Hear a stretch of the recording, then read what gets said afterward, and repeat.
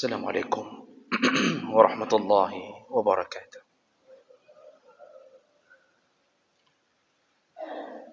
إن الحمد لله نستعينه ونستغفره ونعوذ به من شرور أنفسنا ومن سيئات أعمالنا. من يهده الله فلا مضل له ومن يضلل فلا هادي له. أشهد أن لا إله إلا الله وحده لا شريك له وأشهد أن محمدا عبده ورسوله الكريم.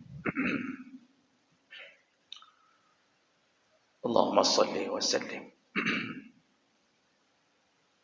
على نبينا وسيدنا المصطفى محمد وعلى آله وأصحابه أجمعين. أما بعد. رب اشرح لي صدري ويسر لي أمري واحلل عقدة من لساني يفقهوا قولي. Segala puji bagi Allah, kemudian salawat dan salam pada Rasulullah, pada keluarga dan seluruh sahabat-sahabatnya yang Allah muliakan insyaAllah. Bapak-bapak, ibu-ibu, jamaah salat subuh yang datang karena Allah, dan mudah-mudahan Allah balas setiap langkah dengan pahala yang berlimpah insyaAllah. Bapak-ibu yang Allah muliakan, kita akan menyambung pembahasan kita, yaitu tentang amalan-amalan yang ringan tapi berpahala. Di pertemuan kita sebelumnya, kita sudah menjelaskan amalan pertama yang ringan dilakukan tapi pahalanya luar biasa besarnya, yaitu mendoakan kaum muslimin, muslimat, mukminin dan mukminat. Mendoakan saudara yang seiman, walaupun mereka tidak tahu, walaupun mereka tidak sadar sedang kita doakan, tapi seluruh doa yang kita sampaikan kepada semua mereka dengan jumlah yang tidak terbatas, maka doa itu disahut oleh malaikat. Amin walaka bimislin. Semoga Allah kabulkan dan engkau pun mendapatkan sama seperti yang engkau doakan. Jadi maksudnya kalau 1000 orang kita doakan dengan kebaikan, maka kebaikan itu, 1000 kebaikan itu akan kembali kepada kita.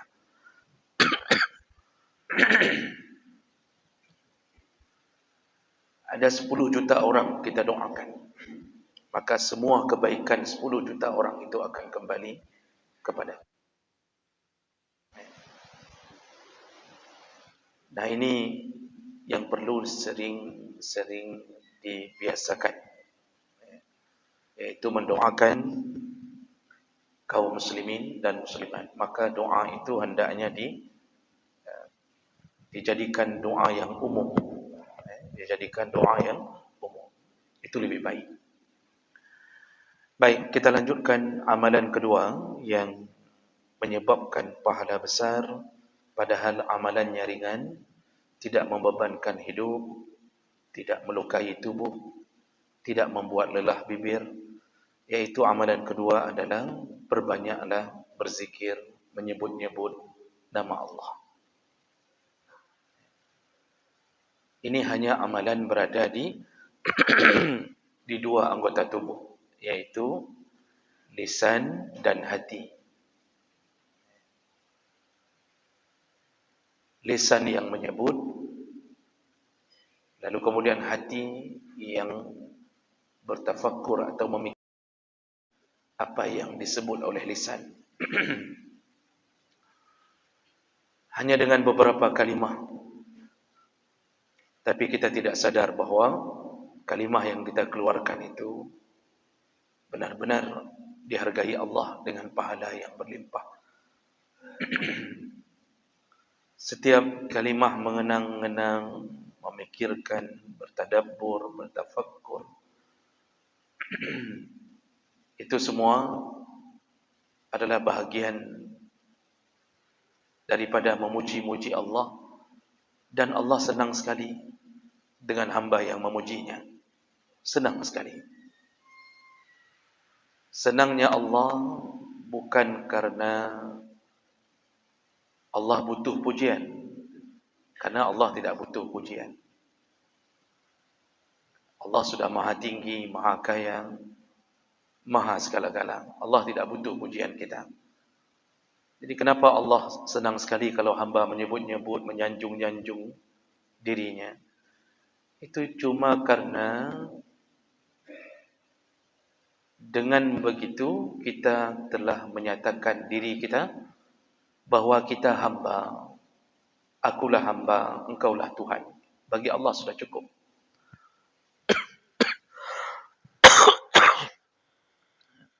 Bagi Allah sudah cukup seseorang menyatakan dirinya hamba dan dia tahu siapa Tuhannya. Itu yang disukai Allah.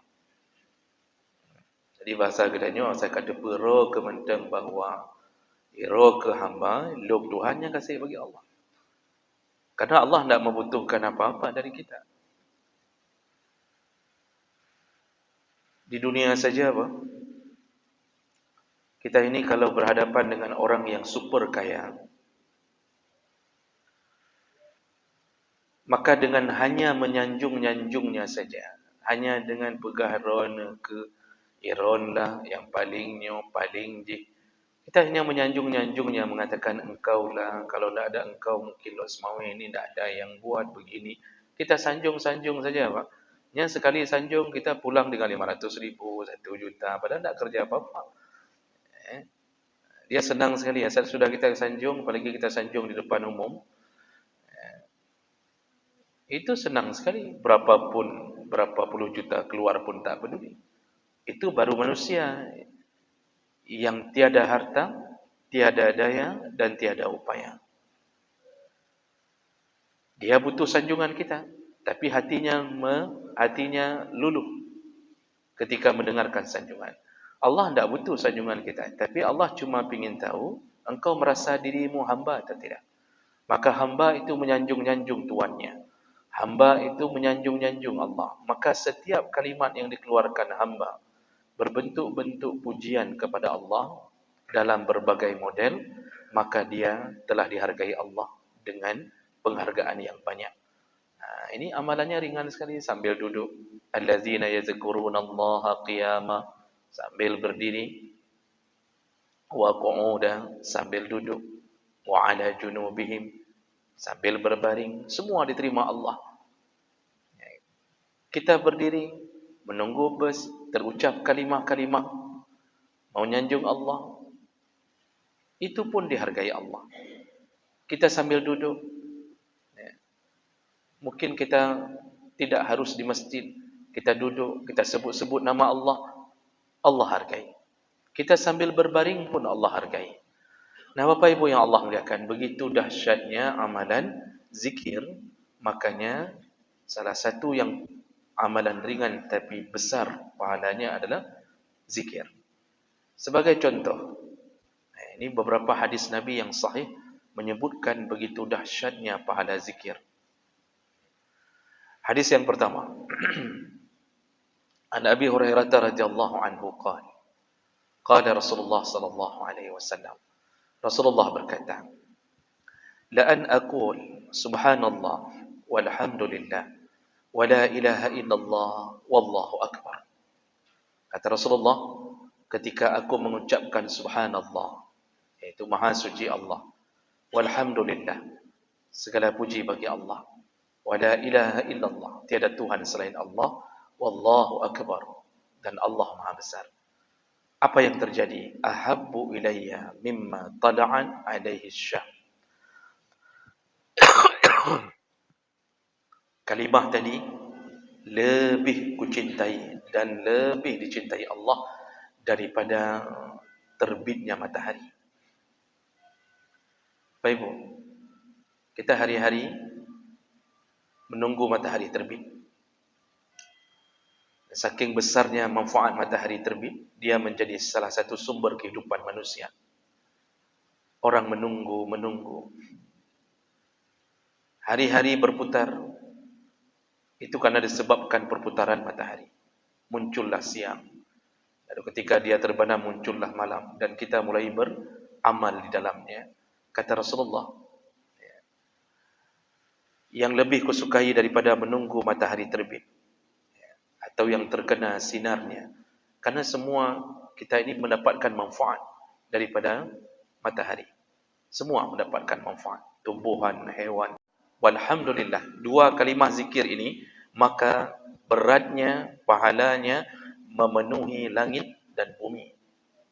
Memenuhi langit dan bumi. Yang ke Nabi. Dan ini hadis sahih, riwayat Muslim, yang tidak ada bantahan. Nabi tak pernah berbohong.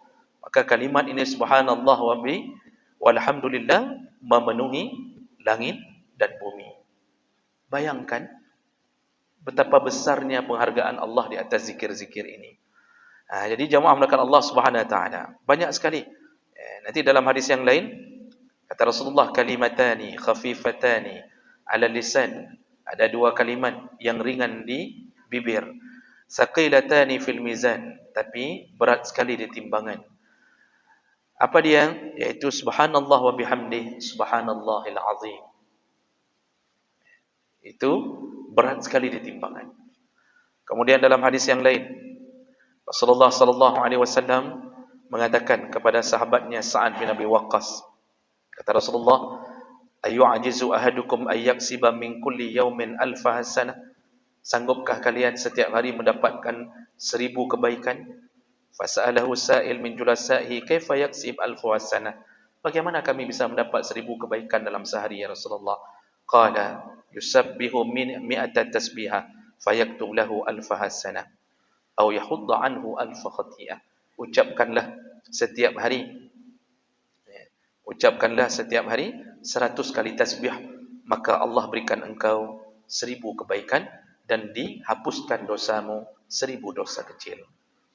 Ini hadis riwayat Muslim. Dalam hadis yang lain, kalimah subhanallah wa bihamdih ghurisat lahu nakhlah fil jannah. Barang siapa yang di dalam dunianya dia mengucapkan kalimah subhanallah wa bihamdih, satu kali dia ucap, satu pohon kurma Allah tumbuhkan di surga. Satu dia ucap, satu pohon kurma. Maka kita ucap subhanallah bihamdi. Kita mau mbak kurma apa di surga. Ini hadis dengan derajat hasan dari Tirmizi. Maka Bapak Ibu yang Allah muliakan, maka orang kadang-kadang hari ini bercocok tanam di sawahnya. Dia perlu bibit. Setelah itu dia perlu terjun langsung ke tanah yang becek. Lalu dia tanamkan. Lalu kemudian tidak ada jaminan tumbuh. Sekali diberi banjir oleh Allah habis segala-gala. Atau tidak diberikan hujan lalu keringlah dia. Atau ada yang gagal panen hanya gara-gara urusan terlambat kasih pupuk. Macam model Pak, usaha kita berbulan-bulan belum tentu mendapatkan hasil. Tapi dengan kalimah subhanallah wa bihamdih, satu kalimah, tak perlu tanam kurma, tak perlu cari bibitnya, tak perlu siram, cukup kalimah itu, maka dia menjadi kapling kebun kita di surga Allah. Maka orang yang sering berzikir, begitu masuk surga, Allah nampakkan ini kebunmu. Dari mana tumbuhnya? Dari zikir-zikir kalimah subhanallah wa bihamdih. Ini semua hadis-hadis yang kuat. Jadi jemaah melakukan Allah, dari banyak sekali. Jadi kita tidak sebutkan karena tidak cukup waktu saking banyaknya kemuliaan orang berzikir. Tapi intinya adalah jangan lewatkan bibir kita dengan sesuatu yang tidak bermanfaat. Perbanyaklah menyebut-nyebut Allah. Kita ini kadang-kadang tidak terbiasa bibir dengan menyebut Allah karena tidak terbiasakan dari kecil. Kita lalu menganggap remeh kalimah-kalimah yang ringan. Padahal dia berat sekali di timbangan. Cuma Allah tak nampakkan di dunia. Karena kalau Allah berikan di dunia, tak cukup tempat kita untuk menampung pahala zikir kita. Pak, kena berdua. Kalau seandainya kita ucap sekali subhanallah walhamdulillah wa la ilaha illallah wallahu akbar, diberikan pahala. Seperti membebaskan 10 budak tadi. Satu budak 300 juta. Berarti 10 budak 3M. Di mana kita mau taruh? Kalau setiap hari kita ucapkan itu, diberikan ini, diberikan itu, garasi kita cuma cukup untuk satu Suprafit dengan satu NMAX. Tak cukup. Mau beli kebun di mana untuk meletakkan gudang pahala kita? Maka Allah tak berikan di dunia. Hana gebi. Tapi yakinlah Allah tidak akan melanggar janji. Maka salah satu orang yang paling banyak keselamatan di akhirat adalah orang yang sering berzikir di dunia. Maka jemaah berkan Allah, jangan bosan-bosan berzikir kapanpun, dimanapun. Ucapkanlah nama Allah, pujilah, kemudian berikanlah yang terbaik kepada keluarga kita dengan mengajarkan zikir-zikir ini insyaAllah. Demikian, mudah-mudahan bermanfaat. Subhanakallahumma bihamdik, asyhadu an la ilaha illa anta, astaghfiruka wa atubu ilaik. Assalamualaikum warahmatullahi wabarakatuh.